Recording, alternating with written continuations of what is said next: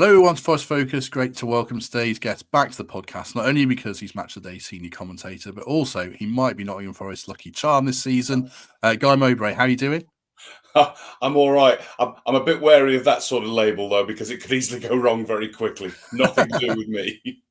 Well, I mentioned it because I think I'm right in saying the Forest games you've done this season are Liverpool away, United away, Villa at home. Is that right? Or Those are the three, yeah. not bad for us. Well, for you, yeah, exactly. Well, nothing to do with me, as I say. I've just been very lucky to have seen the right performances at the right time, I guess. Really, really impressive performances as well. Well, I mean, what's looking at the games, especially the last two, because they are the last two that you happen to have commentated on. What's stood out for you in terms of traits or players or anything that really impressed you about Forest? Well, in all honesty, it's a little bit of everything. At Liverpool earlier on in the season, as we discussed, it was largely the defensive display, and particularly Alex Moreno that day against Salah. But since then, again at United, actually. Not so much the defensive display in that, because United had chances. The 3-2 it could have been 5-4 either way, quite honestly. So I wouldn't particularly highlight that for that. But the last couple of games, Elliot Anderson and Ryan Yates have really caught my eye for not just their industry, not just their general midfield work, but the way they work together. I think Nuno has finally hit on his preferred pairing, and obviously Dominguez came in and made it a 3 last weekend, but I think he's hit on his preferred pairing for those positions. And I was just going through the team at the weekend and having a general chat with people actually before the game. And if you've got a player of the quality of James Ward-Prowse, and I don't know what happened at West Ham, I've got no idea why he was suddenly out of favour there. But if you've got a player like him and the quality of him on the bench, I think that generally tells you about the quality you've got on the field, and that's where Forest seem to be at right now. So it's a little bit of everything. It's a real team thing, and on Saturday in particular, it was the general resilience and kind of pig-headedness of the team that I really quite enjoyed. The goal being ruled out for offside at 1-0. Kind of, sometimes you see teams and it happens, and it's human nature. It's sort of like, it's not going to be our day. That's the way it is. And you kind of go through a bit of a funk and a slump for 5 minutes or so. But no, they just got better from that point and used it as fuel. And the crowd did as well. And it worked. Yeah, I mean, what did you make of the crowd? Because it was so vaunted when we came up 2 years ago. Probably dropped off a little bit in terms of atmosphere, inevitably since then, because we've been away for so long. But I think it would have been your first game of the season. Was it, as loud as you've heard it anywhere this season or not? Oh, yeah, without a doubt. I mean, yeah, you get places that are maybe a bit louder simply because of the sheer volume of people there. But no, just as regards, yeah, sort of, I would just say sort of per head of support, yeah, it probably is the loudest I've heard this season. I'm always wary of judging crowd noise and atmospheres because there's all sorts of different circumstances that go behind that, and yeah, it's a bit of it's a daft thing, isn't it? The supporters do. We're louder than you. We make more noise than you. Well, no, you don't. Your atmosphere is terrible. Well, is it? Do you know? For me, it's every away group is better than any home crowd ever. Away fans are always better, always, no matter what club you're talking about. They're always better.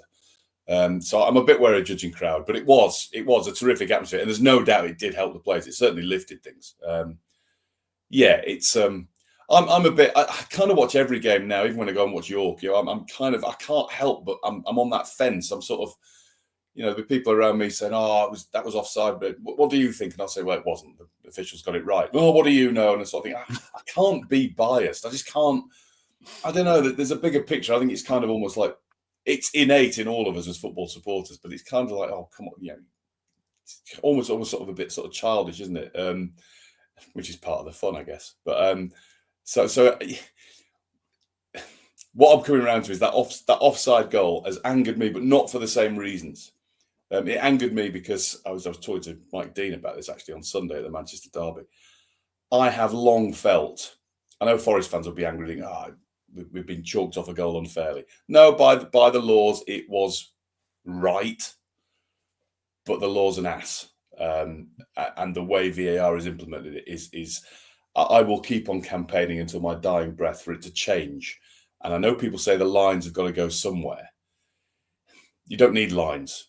you look at it and you look at the angles available to you, and you get every angle. And maybe I'm just not as bothered about winning as some people. Maybe that's it. Maybe I'm not as invested in it. I don't know. But to me, you look at it, and if you can't tell, and if they mean, oh, I can't tell, well, it's onside then. Quite simple. Because that one at the weekend was literally the width of the fabric of the shirt.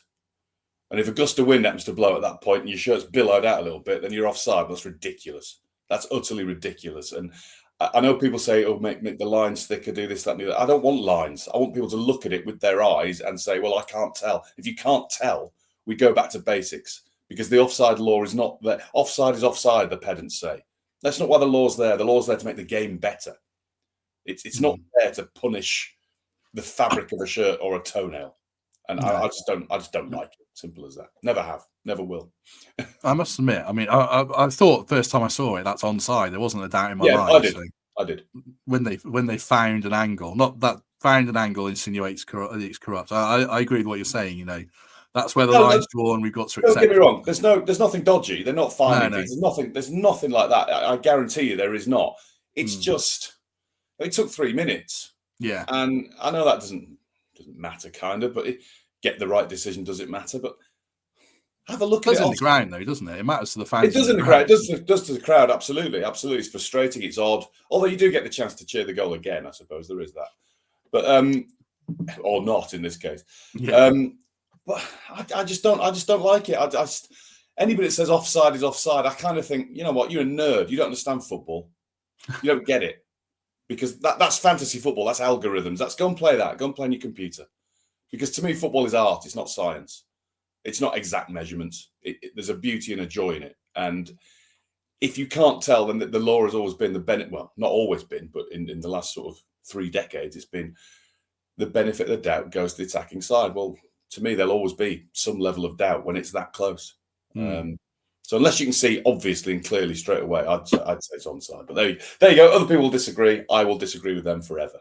Do you think being a commentator impacts your own fandom at all when you watch York, because it doesn't filter through at all? As I've just been saying, yeah, massively. It does massively. I can't switch that thing off. You know, every week when I go and watch York, as I'm going to this weekend, you know, there'll be somebody that'll be slagging off the referee and all this, and I will when it's justified. Don't get me wrong, but by the way, we're in the National League, so we get National League refs, so they've got to bear that in mind as well.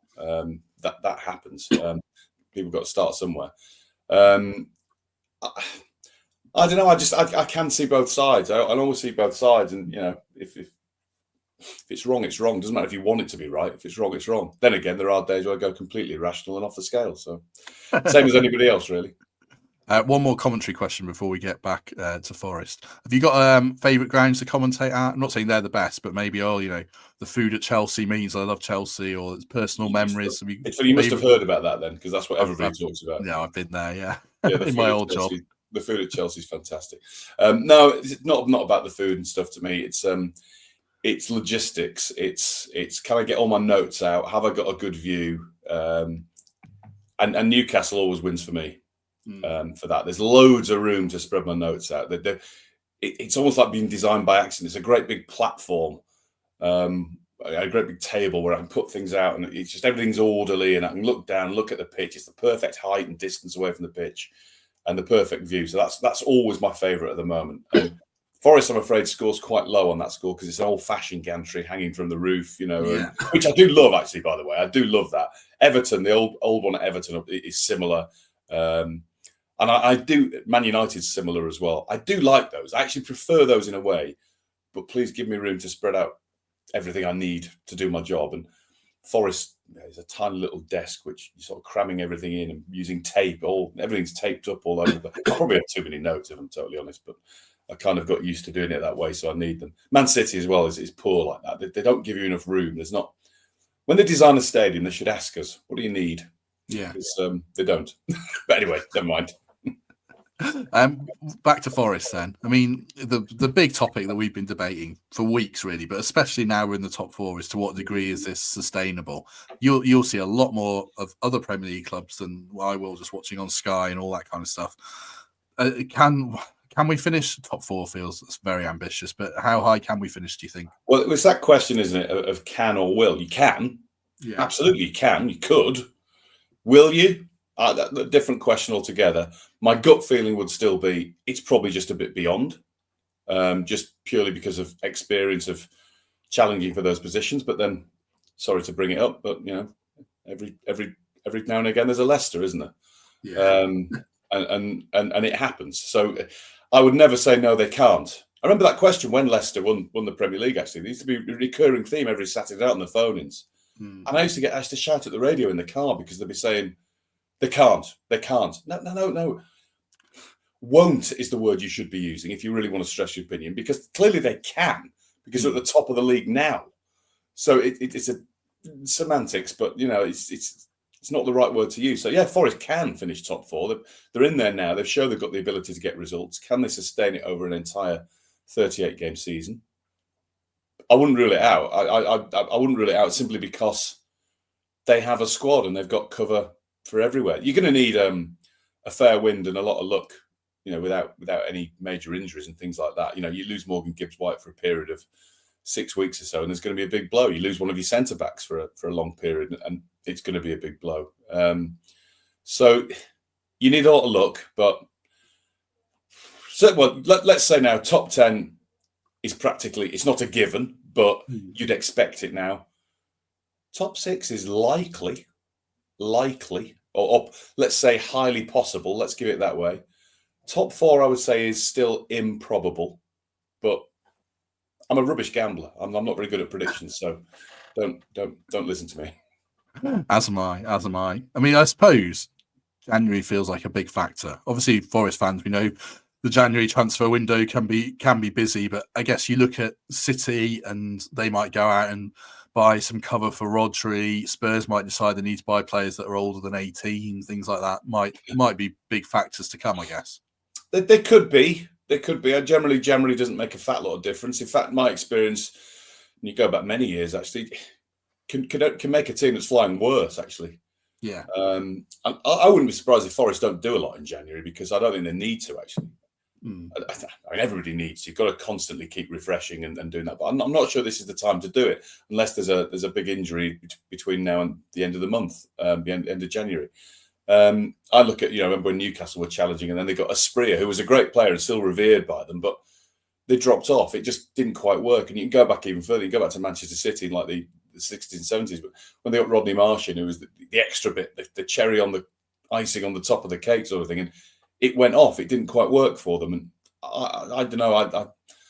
I'd be very cautious. I think probably, not sure the owner's going to be all that cautious, but I would think Nuno is innately quite, let's just. I love Nuno. You know what? I didn't used to like him that much from a professional point of view, because his answers are often quite short.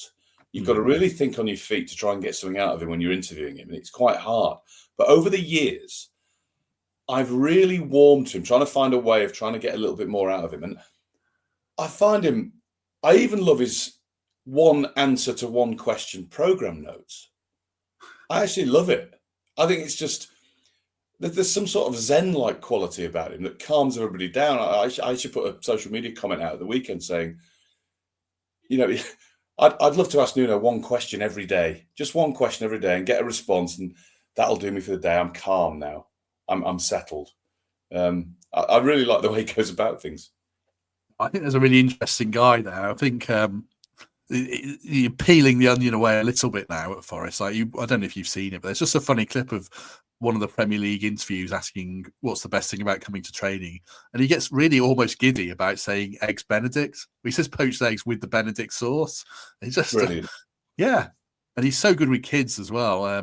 We've seen Forest, like all Premier League clubs, but Forest have got really good at highlighting good work in the community, and Nuno's obviously really got that. And yeah, he's won everyone over so much. Oh, definitely. It's funny that I don't like him quite so much now, because I had eggs Benedict for the first time about a month ago, and I thought they were horrible. That sauce doesn't work for breakfast. Oh no, not for me. Oh, okay. I've made it. I mean, if you know what goes in it, you definitely wouldn't have it again. It's like half a pound of butter, 6 egg yolks. Oh, yeah. No, now you're selling it. It sounds a lot tastier than it is then, in that case. That sort of sourness didn't work for me.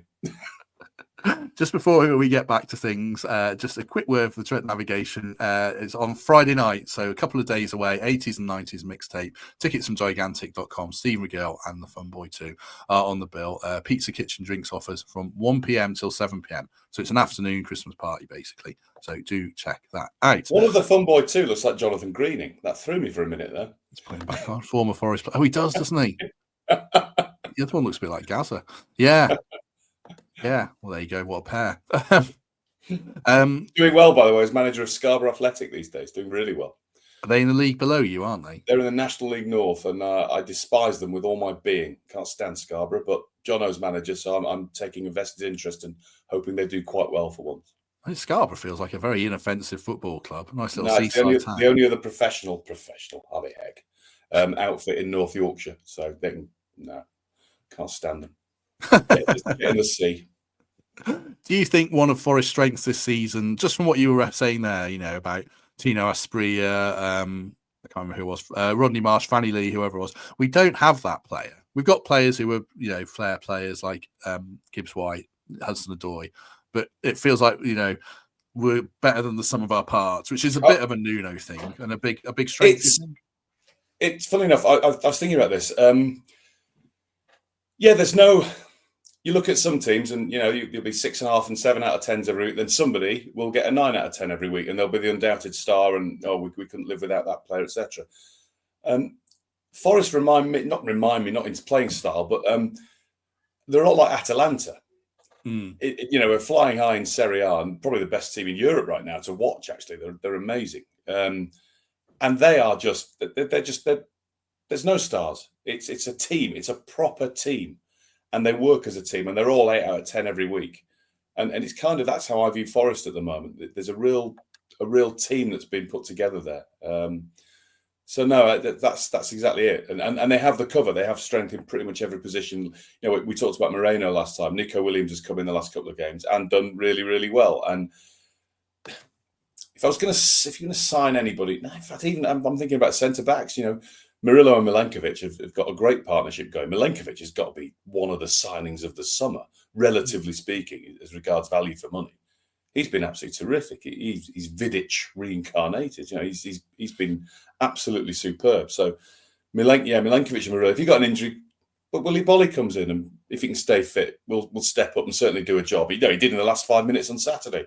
He came on with a man on a mission. You will not pass, and we are going to hold on to this sort of thing. So, you do have cover. Ward-Prowse on the bench, I've already mentioned. Awani waiting to come in for Chris Wood should anything happen. So. It's kind of there. I wouldn't mess with it too much, but you can never have too many reinforcements available because you're one bad injury away from it all collapsing. Even though I've said it's a team, you still don't want anybody to be lost for a few weeks. No, I think you're right. I suppose Nico Williams sums things up in a way because Moreno at Anfield was the best performance of the season individually. I still think. And now Moreno wouldn't be in my team right now because Nico's come in and played really well in the last 2 games. I think Moreno long term over the course of the season will play more than him, but I don't know if everyone who comes in grabs the chance because we're doing so well. If you don't step up, you're not going to play, I guess. No, exactly. It's exactly how you want it, isn't it? And Danilo, and let's hope his recovery is going well. But he's not been missed. For all the flair and inventiveness he can bring to the team, he's not really been missed at this point. Sangare, fully enough, when they signed him at the start of last season, I thought, oh, hang on a minute. Saw him play for PSV against Rangers in Champions League qualifying. This guy's a player. He'd struggle to get on the bench right now. It's the way it is. Yeah, true. Does Chris Wood continue to surprise you or not? Doesn't surprise me. I've watched him for a long, long time, as we all have, over the many, many clubs. I remember at Leeds United, he was pretty handy, to say the least. It doesn't surprise me. What surprises me is that people continue to be surprised and people continue to look at the analysis the wrong way. They do it with Haaland as well. It's funny, the big number 9s. And within 5-10 minutes of a game starting, you'll hear the match director in your ear. We've got a graphic for you. Chris Wood / Erling Haaland. They've not had a touch of the ball yet in the final third. They've had the least touches of anybody on the field. Do you want to use it? And you're like, well, of course he hasn't had any touches. Yeah. We're 10 minutes in. He's not going to get the ball on halfway and dribble around everybody and score. Once he gets the service, he'll get a touch. And by the way, he'll probably have a hat-trick by half-time. So don't worry about the lack of touches. They do it with Haaland all the time. And I'm like, what? No. Why is that a surprise? A big striker needs service. And their job is, when they get the service, putting the ball in the net. Well, neither of them are bad at it, are they? Let's be honest. Yeah, I mean, if Chris Wood has had 10 touches, they're probably in our own half, and we're probably camped in getting absolutely You battered. don't want that. Exactly. No. You don't want that. It's always hailed as a negative. Or, you know what? Sometimes it's a positive. No, he does his job. Go back to last summer. Go back to every tournament ever. The one thing everybody labels at Harry Kane is he needs to stick between the width of the penalty areas, stick them that area, stop looking for the ball, stop coming deep. Exactly. Well, that's what Wood's doing. So don't criticise him for not having a touch. That's what he's doing. He's let's say he's inhabiting his natural habitat. That's where he is. And when the ball comes into it, that's when you'll see him. And I think he's probably learned over the years at 33 now. He's probably learned, you know what, economy of movement. Let's keep myself fresh and sharp when the chance comes. I wonder. I bet Newcastle are kicking themselves a little bit. I bet they are a little bit because, you know, Callum Wilson can't get fit right now. I feel desperately sorry for him.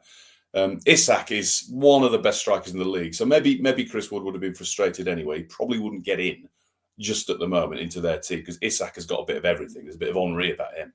But if he gets injured, they're a bit goosed. So I just wonder if they're thinking, oh, mind you, again, maybe they had to. Same with Elliot Everton and all that. So I mean, they'll probably be kicking themselves about that one. That's the one. But they had no choice, did they? Because of these ridiculous FFP goings on. Yeah, he does have an injury in him as well, Isak. The more you play him, the more likely he always looks to get injured. So yeah, I think you're right. Heck of a player, though. I know that's not Forest talk, but heck of a player. I think he might be the best striker in the league. Obviously, Haaland is the best goal scorer, but as the best all-round package. Yeah, the all-round package. I think, you know, as I said, there's a bit of Thierry Henry about him. There's another player we haven't really seen yet. Again, sorry, I'm straying off topic, but it's all Premier League stuff. Nkunku at Chelsea, if he gets a strong run, he's got a bit of everything as well as Nkunku. I really, really like him. But he's, again, been hampered by the fact he was injured when he joined Chelsea. And actually, they don't really seem to need him right now. They're looking very good. Cunha's the other one. I mean, I don't think we could get him, but I think Cunha's a great player. I'm not sure about his character at the moment, or if you... Yeah. How many games do you think he's going to get for that thing? Are glasses grab, or do we not? Is that just a guess? I don't know. These things work in mysterious ways. I would imagine it's a minimum of 3, but I don't know. I don't know what that would be classified as, to be quite honest. It might even just be a 1 game. I don't know. It's I don't know how that would be classified. I guess it's just the lesser term. I guess would be unsportsmanlike, ungentlemanly conduct, if that's still a phrase. I guess that would be. Don't know what more you could say. No idea. No, I'm not on any panels like that. If you were picking a team of the season today, do you think any Forest players would be in it deep down or not? Probably not, for the reasons that we've talked about. The fact that they're such a team. Yeah, as you say, they're stronger together. That's so probably not. You probably go through each position and go. You probably find somebody who you might put ahead of anybody else. Yeah, like Milenkovic is the one that comes to mind. But then you say, Milenkovic or Murillo, one of them wouldn't be far away. But then again, I think there are probably others. I mean, I don't know off the top of my head. I don't know, but I think there are probably others. You know, you're not going to drop Van Dijk for one of them. No, or Gabriel or Saliba. Yeah. Oh, there you go. There's 2, but mind you, they probably work better together as well. But so that's an example of it. No, I probably wouldn't, but you wouldn't mind having any of them around. That's for sure.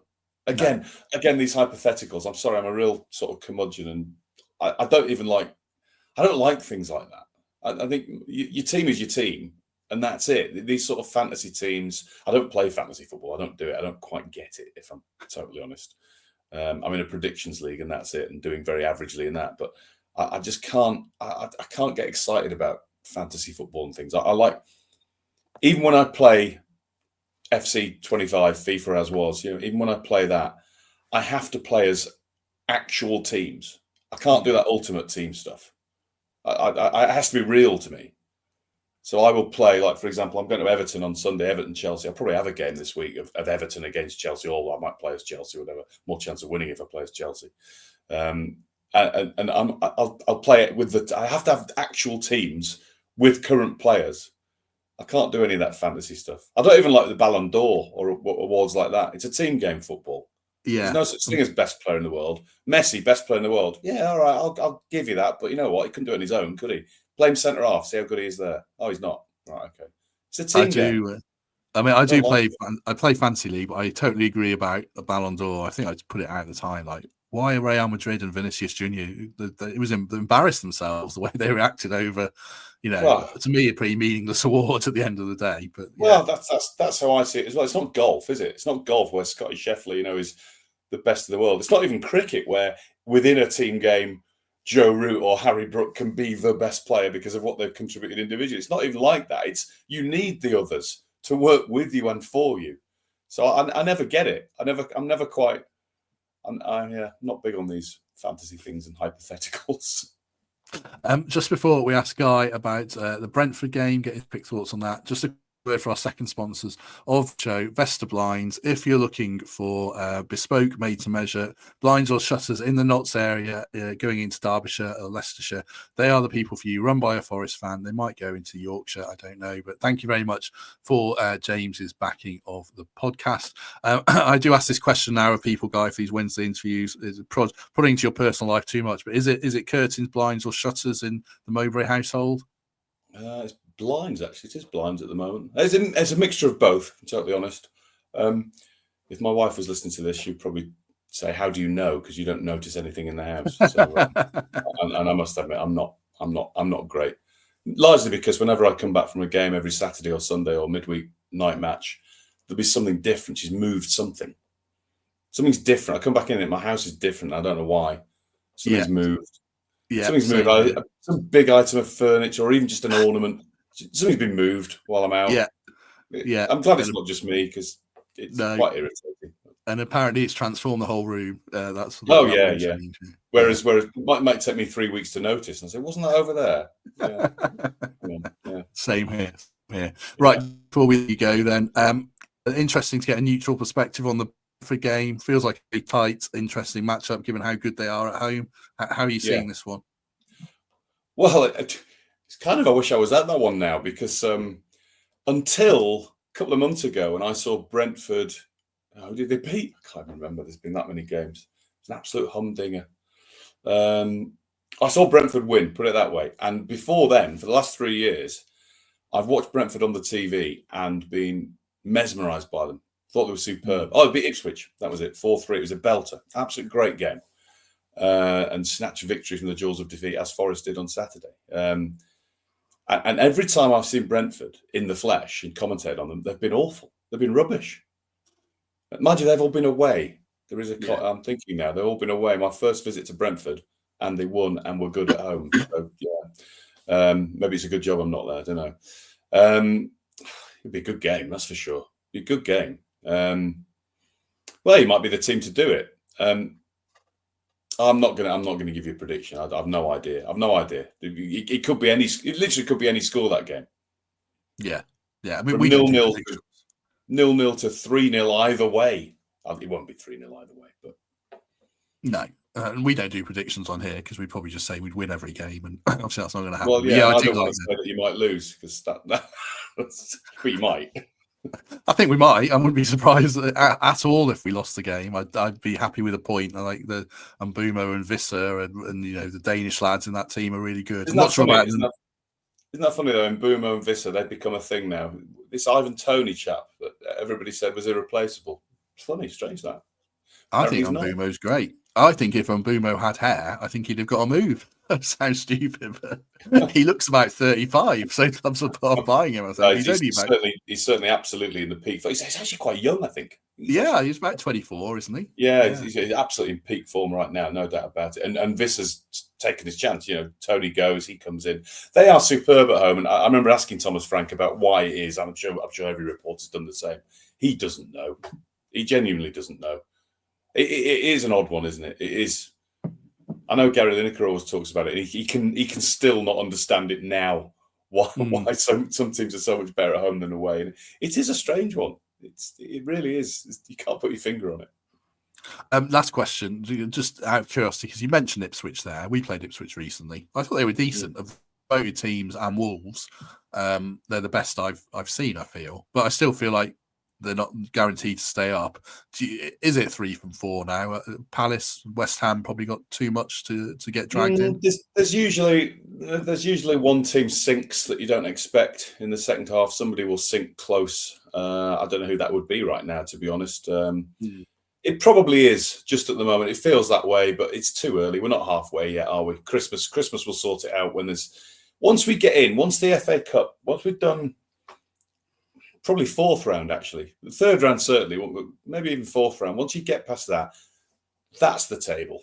That's when you look at it and go, now it matters. Now you need to look at it every week and see where you are, and things will move quite quickly. But up until past halfway, I think you're looking at 22 games, 23, 24 games even. 14 to go. That's when it becomes, unless you've absolutely cut adrift, as looks like might be the danger with Southampton. I wouldn't. There could be more teams dragged into it yet, and yeah, it'll be fun. It'll be exciting or depressing for some people, I'm sure. You know what fans are like, though. I'm looking at the National League table. I'm sure you look at it every week. No, you're not bother. Well, have a look when we're top. We're only 2 points off top now. But no, I'm worried about Barnet. Worried about Forest Green. I think Forest Green are probably the best team in the league. But I think we're the most exciting team in the league. I think we play the best football. It's just a bit risky at times. And of course, last Saturday we got done to the Tamworth long throw. The one thing that you want to be wary of, and it did us in injury time. Brilliant. But anyway, I still see some of our supporters are incredibly moaning. I just don't understand those people at all. How can you moan when you're second in one of the hardest leagues to get out of? Well, I understand one bit of moaning because we shouldn't be in the non-league and never should be. And I had a bit of a moan when we beat Darlington 3-1 2 weeks ago in the FA Trophy because I don't agree with the FA Trophy. I do. It's a great thing. It's just it's a non-league competition for non-league clubs, and therefore we shouldn't pay it any heed. We are a football league club that's temporarily residing amongst these other clubs. Well, hopefully you get out of it. Hopefully, if we have, you come back on next season. York are top of League 2 at this stage. We're, Put me back on that when we're at Wembley at the end of the season for the FA Trophy final, and I'm there, absolutely loving it. I won't be. No, I don't go to trophy games. Simple as that. Even at Wembley. Wembley. Brilliant. Right, we shall leave it there. If you have enjoyed this, do us a favour, hit like, hit subscribe. You can become a channel member or sign up for Patreon. All links are in the description. Review iTunes or Spotify. Right, we're back tomorrow with a match preview, Friday an opposition preview, and Saturday with a post-match show. So do hopefully catch you then. Guy, thank you very much. Keep commentating on Forest. Every win's welcome. Well, yeah, I'd like that streak to continue. That would be nice. Merry Christmas to all Forest fans and, football fans in general. And great time of year, isn't it? It's just every day there's something on to enjoy or endure. Exactly. I do love this time of the season. Almost a game on TV all the time. So, yeah. I don't know about you, Matt, as well. I like being cold at a match. You should be. I find it more uncomfortable to be hot at a game of football. I like being cold. It's the way it should be.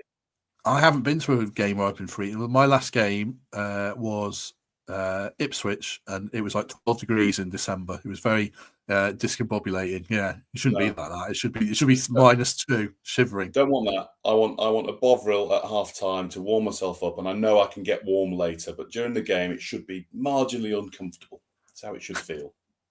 Excellent. I'm very Yorkshire, aren't I? I've just realised. Definitely. Right, we'll leave it there. Have a good day, everyone. And if we don't see you tomorrow, we shall see you soon.